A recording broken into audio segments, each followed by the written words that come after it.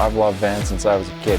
It just seemed like a good fit to create custom vans for people to enjoy time outside.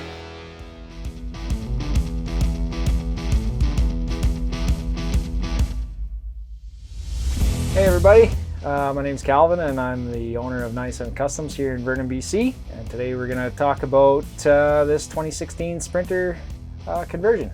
This van is a 2016 170 that came to me through referral from Curious Campers down in Penticton. They started it but didn't have time in their schedule to finish it, so they sent it my way in order to finish out the build.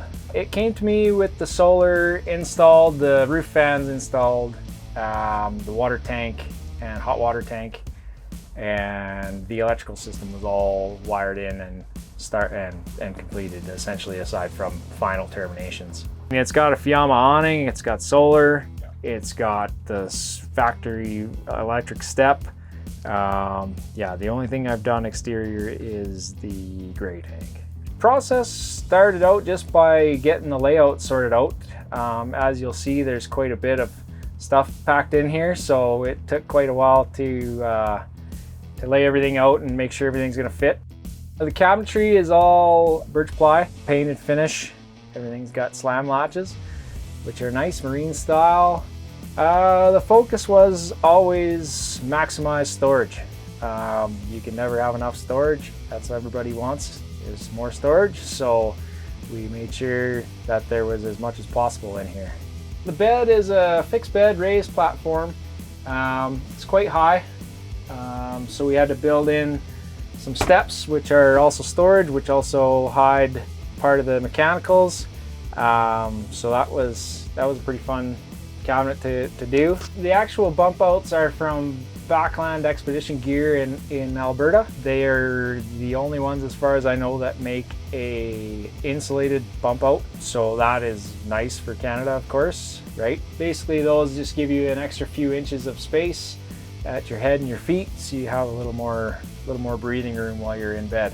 The shower is a 32 by 27. It's lined with FRP, which is fiber reinforced plastic.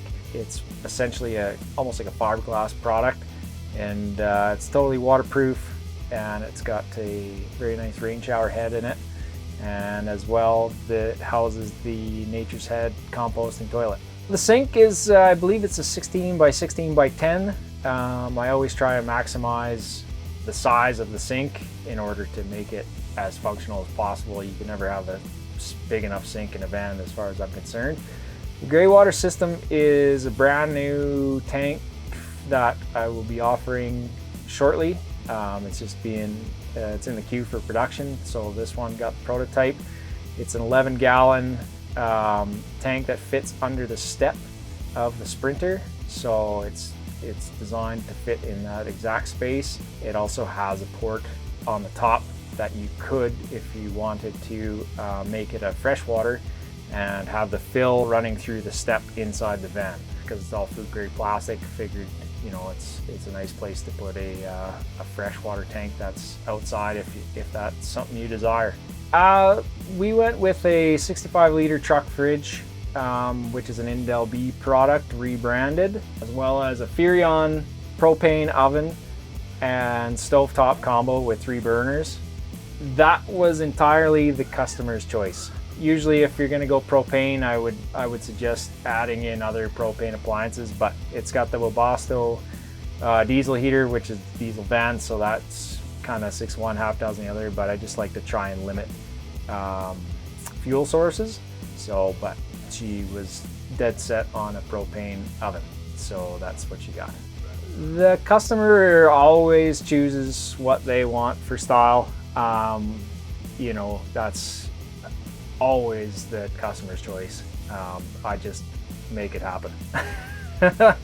The only thing cab forward I did was the headliner shelf. That is from Tech Van, based down on the coast, and that was a pretty straightforward install. Nothing surprising there. The garage houses the hydronic heated as well as 120 backup. It's an isotemp hot water tank. It houses the full electrical system, which has 2000 watt inverter, 300 amp hour battery, all Victron components, and as well the backside of the fridge. There was a bunch of challenges in this one, to be honest. I mean, you know, just trying to make everything fit. The gray water system was a challenge. That's why we ended up producing our own tank to fit, because of the factory equipment that was on this van. There was nowhere to put the gray water tank, so we had to make one. There was nothing available in Canada that we could get our hands on, so ended up going into production for it. The necessity is the mother of all invention. So you got to get creative when you're working on all these different models and all that. Yeah, if you want to learn more about having a van built or a partial build, you can reach me through my website at 97customs.com.